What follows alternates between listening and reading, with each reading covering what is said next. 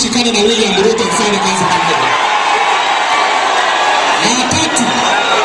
Ya tatu, sisi kama jamii ya Mkisii, juzi muliona President Uhuru Kenyatta akikutana na Wakikuyu kule Central. Akaketi na wao akawaambia wapitishe BBI kwa sababu wamepata 40 constituencies. What are you going to tell us to pass BBI for hapa Kisii County? What are you going to tell us? Constituency ya Bobasi ni kubwa sana. It needs to be divided.